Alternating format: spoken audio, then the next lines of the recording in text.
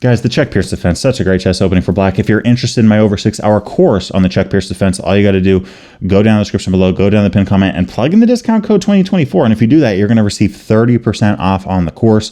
This is only good in 2024. The code 2024, it ain't going to work in 2025. I'm just being real. So you got till the end of the year. I hope you guys enjoy the course. I also have courses on the Hippopotamus Defense, the Pondiani opening, how to crush the Scandinavian defense. A lot of content for you guys, over 20 hours in total if you combine them all together. And no matter how many courses you decide to get, you will get 30% off on your purchase as long as you plug in the discount code 2024. Hope you guys enjoy. Many of you guys have probably heard of Daniel Naroditsky, very strong grandmaster player. I think over a rating of 3,000 online, maybe 3,100. I'm not exactly sure, but very high rated. Huge YouTube channel with a lot of great educational content, which is good to see from a player of that caliber. And in this game, we have Daniel Naroditsky playing as white against the Czech Pirc Defense, playing against Varuzhan Akobian. Now, Akobian and Grandmaster Zbigniew, I consider to be the top two Czech Pirc Defense players of all time. Okay, they have a great catalog of games. They have their own approaches. Honestly, with a lot of lines, I side a little bit more with Zbigniew, and that's that's just my personal preference based on the lines and that kind of stuff. But here in this game, we have this move of e4 from Naroditsky, playing as white. This is a serious tournament game. This is back in 09. Okay, back in 09, Varuzhan plays this move of pawn to d6, knight f6, and now not the mainline Pirc, but this move of c6 with the Czech Pirc. Now, if I had to recommend, generally speaking, right, it depends player to player, individual to individual, but generally speaking, if I have to recommend the mainline Pirc or the Czech Pirc to a beginner chess player, I would recommend the Czech Pirc. I think it's easier to learn. It's still going to take some work, still going to take some memorization, but I don't think it's even close to the memorization that it takes to memorize the move of g6 with the main line. Okay, and this move here, we're neutralizing this knight on c3. We're preparing potential d5 and or b5 pushes, and we're also giving this queen some leverage, some flexibility to run to a square like c7, b6, a5. All of these squares can have great payoffs for us in the future, depending on what white does here. Now, against the move knight f3, in my over 6-hour course on the Czech Pirc, I like this move, bishop to g4. This is what I play here. Now, against bishop e2, we now have this move knight bd7 and Varuzhan Akobian quickly advancing with e5. Now, this is a way to play it. This is very sound. All I will say, though, is I personally like going for a preferred French defense. So I think this is a lot simpler in some ways.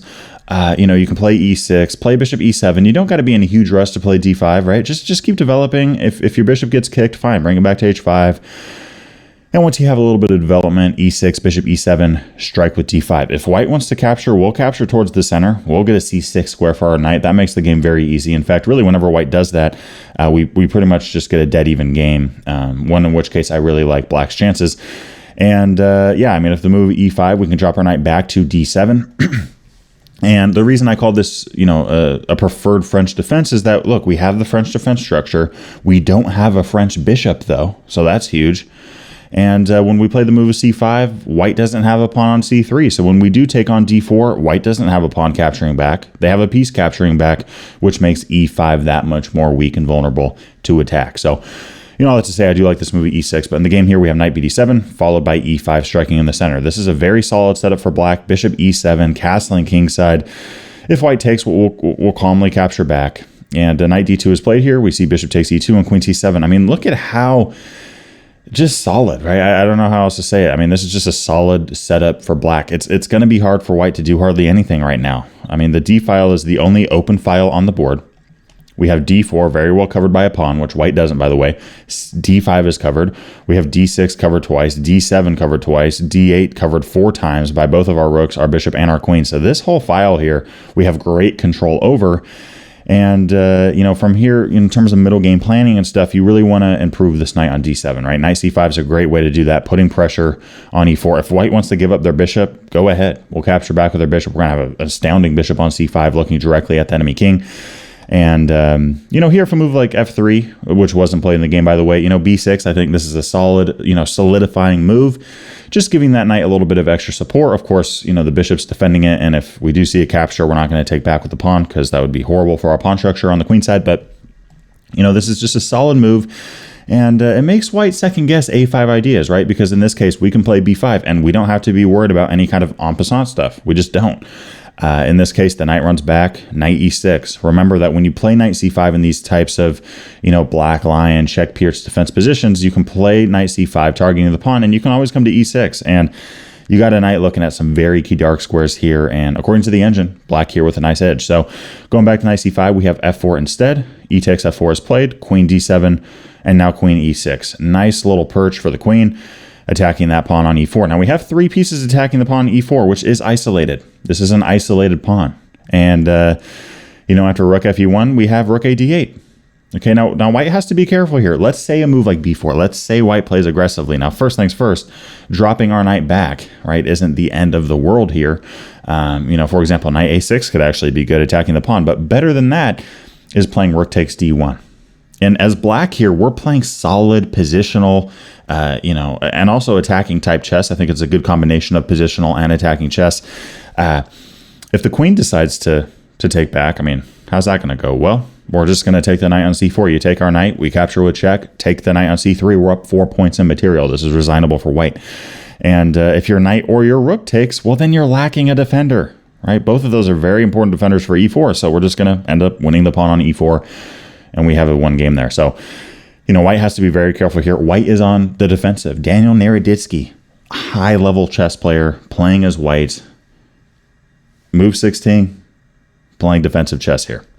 It's just a solid opening for black. It really is. So rook takes d8. We see rook takes d8 played from black, and b4 here. Now, if b4 was played, rook d4, great move, attacking the knight. Now, if the knight wants to run away or something, thanks for the pawn. If white goes, I'm going to take your knight. Okay, all right, we'll take yours too. And white can trade down, but at the end of the day, sure, we're in an even endgame, but it's not going to be even for long. White has 4 isolated pawns, guys. 4 of them out of 6, okay? How many isolated pawns do we have? None. Okay, taking a look at the position. Isolated pawn, double isolated pawns, hanging knight, hanging pawn. White's just losing here. I just don't see how white's going to make a game out of this. So going back to rook takes d8, we see this move upon to b3 and now b6, right? Solidifying that knight, just expanding a little bit on the queen side of the board. e5 is played, knight d5, centralizing, right? After knight takes d5, we see c takes d5 here.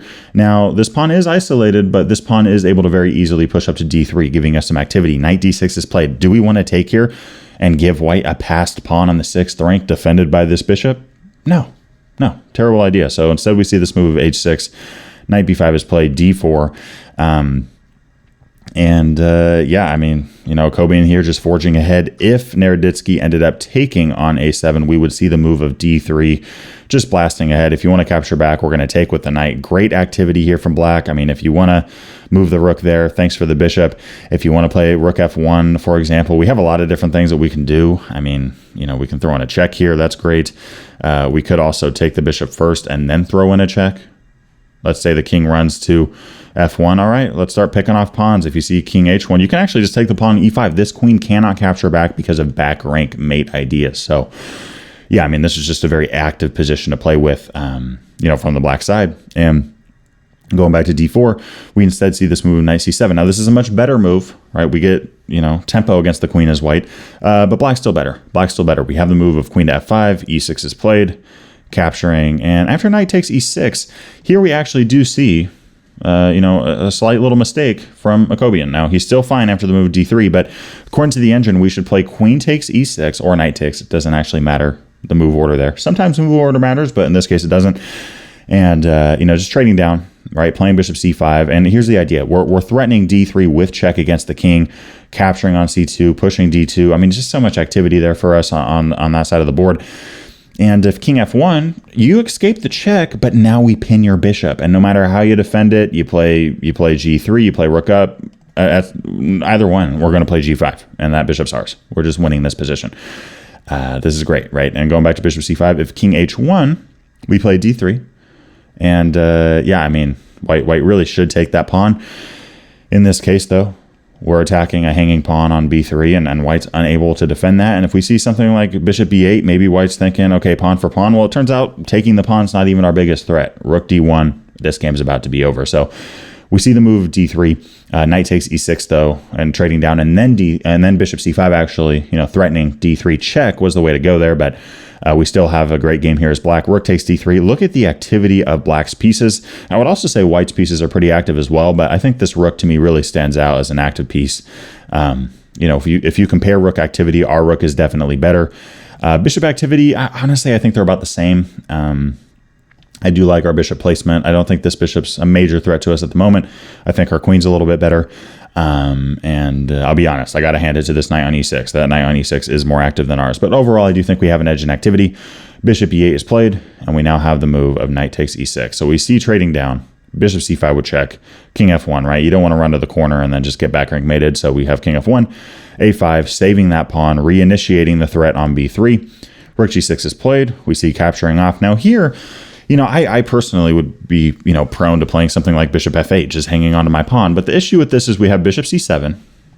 That pawn is being attacked, right? And if we try to hang on to that one, we don't want to get a draw necessarily here as black. We are up a pawn in this endgame. And at the end of this, we could go for the pawn on a4. Now, we still have an advantage here, but I'll have to say I think this is going to be a hard endgame to win. This pawn still has a long way to go, and white can play actively, trying to go after that pawn on g7. I don't know. I just, according to the engine, at least, it's going to be hard for black to win. Now, in a practical setting, depending on who you're playing against, black could win this game very quickly.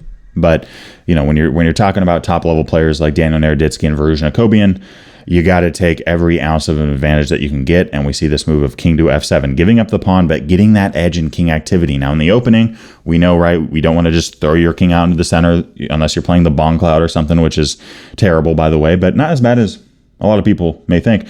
But I'll say, right, in the endgame, we are trying to activate our king. An active king is actually what I believe wins black the game here. Our king is a lot more active than white's. We're getting tempo on that bishop. Bishop f4 is played, rook b4, attacking the bishop, attacking the pawn. The bishop saves itself, and we now have the move of h5. Now, according to the engine, rook takes a4 is actually the way to go here. Akobian was probably worried about losing the pawn there, and it makes sense. At this point in the game, we're sitting at, even material, 2 pawns against 2 pawns. But after rook b4, who's ahead in this race here? White has 2 passed pawns. We have 2 passed pawns. We're ahead in the race. White's pawns have not moved. We have a pawn on the 6th and on the 5th rank. This pawn is a heck of a lot closer than either of those are. That's the first thing. And on top of that, we have a king near those pawns. White's king is very far away. Very far away. Not to mention it can't even get close to that a pawn. So, black is winning this position, but going back, we have this move h5, h4, then trading off, king d5, right?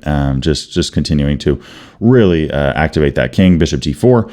Because we don't want to, trade down here necessarily. We're fighting for a win. King c4, king b3. White pushes this pawn pretty far, but we have b5. Now, white is ahead in the race now, but they only have 1 pawn. We have 2, and our bishop is directly covering the square of g7. King e2 is played, bishop f6.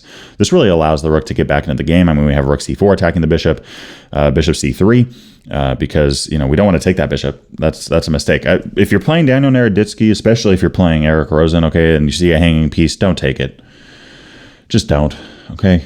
Please. In this case, if you take the hanging piece, g7, and that pawn's going to promote. We're losing now. So bishop c3 here, keeping an eye on g7.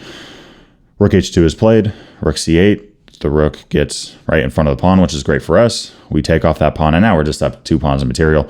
White's, chances on the king side there are out of the window because there's no more pawns, and pawns are the soul of chess, right? You've probably heard of that before. And, on top of that, endgames really come down to pawns, right? It's all about who can promote first. Now, there's some exceptions to that, like, if you have a queen endgame or something like that and you have a mating net. But overall, the endgame is all about who can promote first. It's all about the pawns. So in this case, king b3. And, white seemingly resigns here. It's just going to be impossible, in all honesty, to stop that pawn from pushing. So the Czech Pirc Defense, great chess opening for black. And I just wanted to throw that at you, right? So when you get this kind of position, you can either go with my idea of e6 and d5, e6, bishop e7, and then playing d5 at some point, going for that preferred French defense, or you could play knight bd7 and strike with the e5. right? And you're going to get a very solid setup here. Bishop e7, queen e7. Very hard for white to break through. Very, very hard for white to get attacking chances out of this. Honestly, I can't stand white's position here, personally. That's just a personal thing. According to the engine, white does have a slight advantage, which is expected coming out of the opening.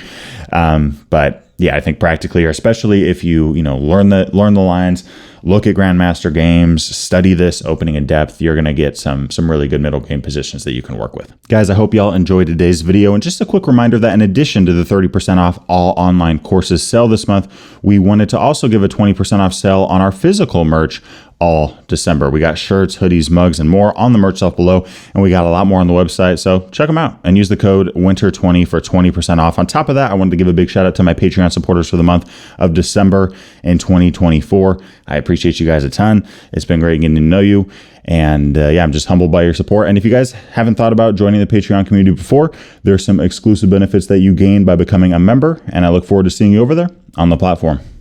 Peace.